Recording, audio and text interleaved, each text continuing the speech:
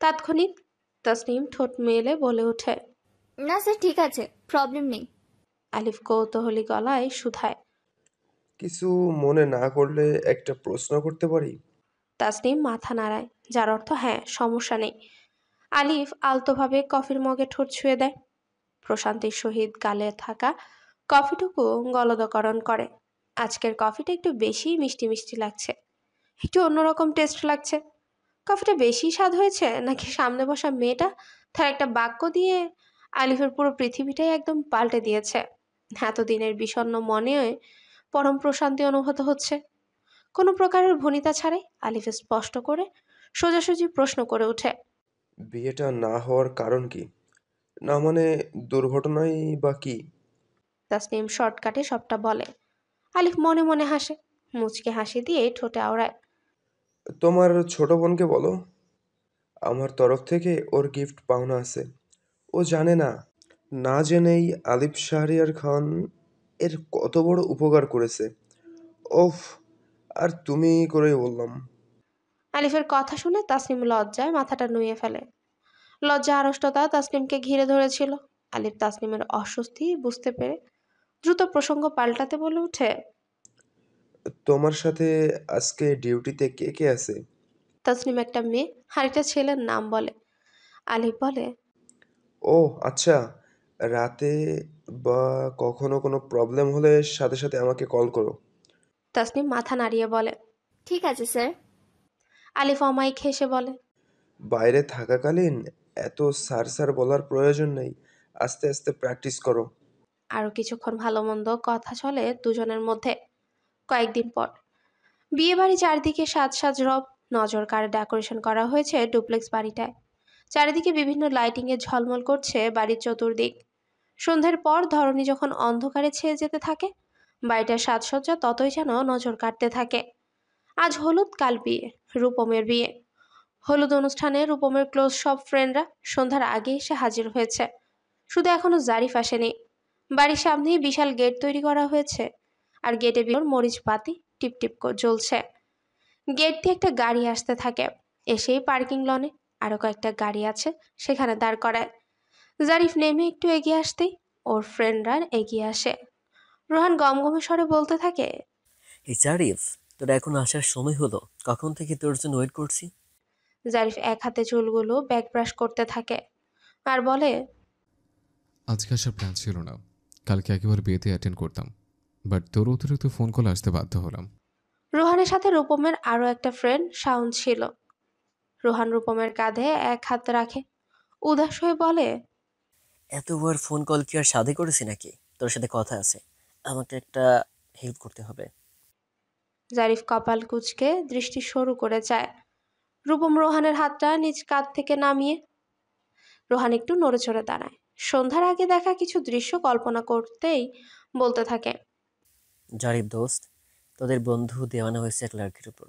শুভ্র রঙা ড্রেসে একদম শুভ্র পরি লাগছিল মেয়েটাকে। দোস্ত, ফার্স্ট দর্শনে সেই লেভেলে ক্রাশ খাইছি। আম ক্রাশড অন হার। মেয়েটা অসম্ভব সুন্দরী। বিয়ে বাড়িতে অনেক মানুষজন আসবে, কি কখন প্রপোজ করে বসবে, তখন বুকড হয়ে যাবে।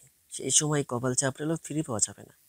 তাই আর্লি আমি মেয়েটাকে প্রপোজ করতে চাই, আর জারিফ তুই আমাকে হেল্প করবে। জারিফ চোখ পাকিয়ে তাকায়, দাঁতে দাঁত পিষে বলে, মাথা খারাপ হচ্ছে আমার? এসব বিষয়ে ভাই আমি নাই। তোর পছন্দ হয়েছে, তুই প্রপোজ করবি নাকি কি করবি সেটা কর গিয়ে। আমাকে শুধু শুধু এর মধ্যে ইনভলভ কেন করছিস? স্ট্রেঞ্জ, এসব ফালতু কাজের মধ্যে আমি নেই। রোহান ফের একটু করুণ সুরে বলে, আরে দোস্ত, তোকে দেখলে মেয়েরা এমনিতেই ফিদা হয়, আর কারো কারো কথা মানুষের উপর তাসির পড়ে বেশি।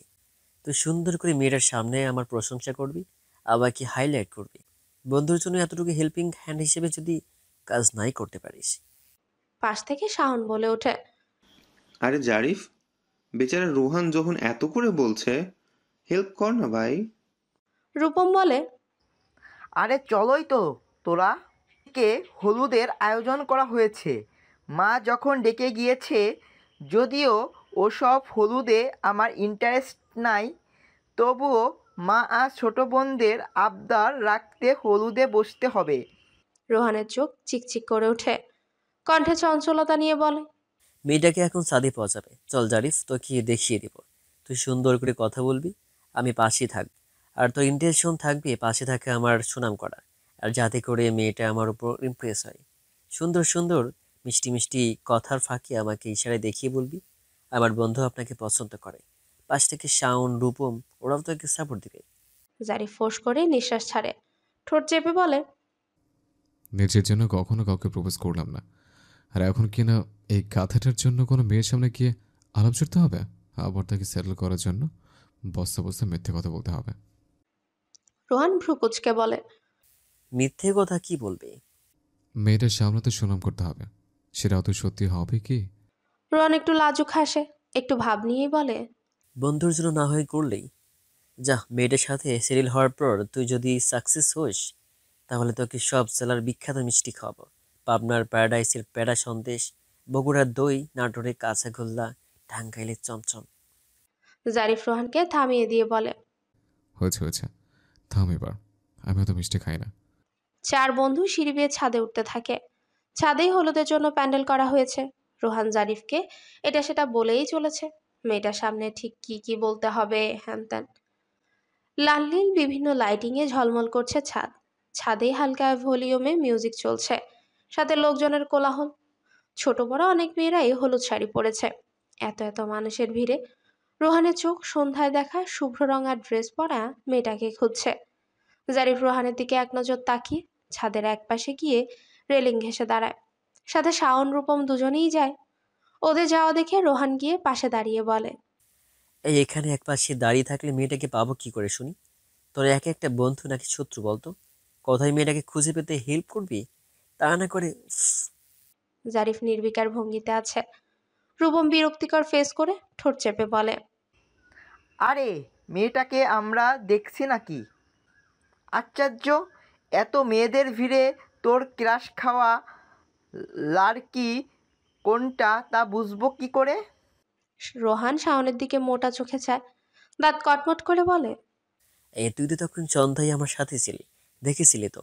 এখানে স্ট্যাচু হয়ে দাঁড়িয়ে না থেকে খুঁজে পেতে হেল্প কর না ইয়ার। রোহানের শেষের কথাটা করুণ শোনালো। শাওন দু হাতে ভর দিয়ে রেলিংয়ের উপর আয়েশ করে বসলো, টিপ্পনি দিয়ে বলে, আরে ভাই, তুই তো দেখছি এক নজর দেখেই প্রেমে দিওয়ানা হয়ে গেলি। পাছে না ছ্যাঁকাকে ব্যাকা হতে হয়।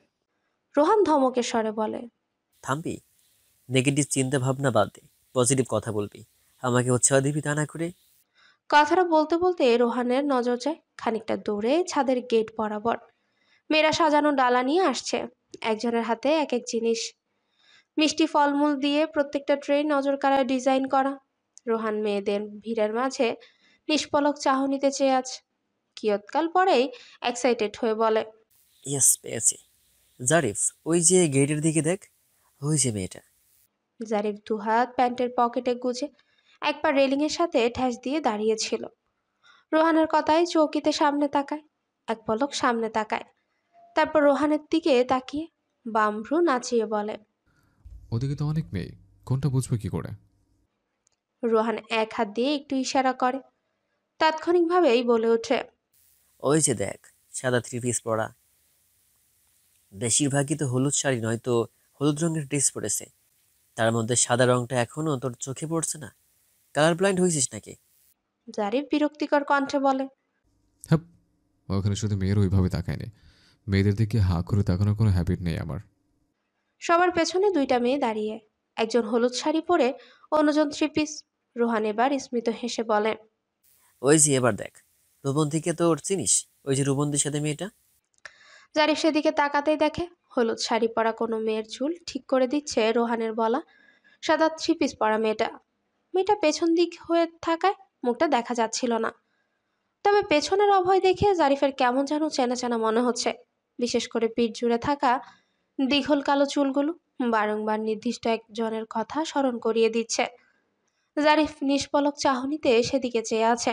রোহান রূপমকে উদ্দেশ্য করে বলল, ওহ গড, তোর বোনের আর চুল খোলার সময় হলো না। রোহানের কথা শুনে রূপম চোখ পাকিয়ে তাকায়। রূপন্তীর স্টাইলিশ হেয়ার হঠাৎ খানিকটা এলোমেলো হয়ে যায়, হাতে ট্রে থাকায় ঠিক করতে পারছিল না। অবশেষে ইশারায় পাশে থাকা বান্ধবীকে বলে ঠিক করে দিতে। রূপন্তীর চুলগুলো ঠিক করে দিয়ে ঘুরে তাকাতেই ফেসটা দেখার সাথে সাথে জারিফ থমকে যায়। জারিফ হতবাক হয়ে ড্যাব ড্যাব করে সেদিকে ঠায় চেয়ে রয়। জারিফ বিস্ময়কর চাহনিতে চেয়ে অবাক হয়ে মনে মনে আওড়ায়। লিয়া, লিয়া এখানে? পরক্ষণেই জারিফের তীক্ষ্ণ নার্ভ জানান দিল। ও, লিয়া তো রূপন্তীর ফ্রেন্ড, সে হিসেবে হয়তো নিমন্ত্রিত। পাথরের স্টোন বসানো সাদা থ্রি পিসে লিয়াকে অসম্ভব সুন্দর লাগছে। হেঁটে যাচ্ছে আর পাশে থাকা রূপন্তীর সাথে শব্দহীন হেসে হেসে কি সুন্দর কথা বলছে। নির্মল হাসিটা দেখলে যে কেউ সেই হাসির মায়ায় পড়তে বাধ্য হবে। হরিণী চোখে কালো মিচমিচে চোখের মণি ফর্সা মুখের মধ্যে সবচেয়ে বেশি নজর কাটছে জারিফের কাছে।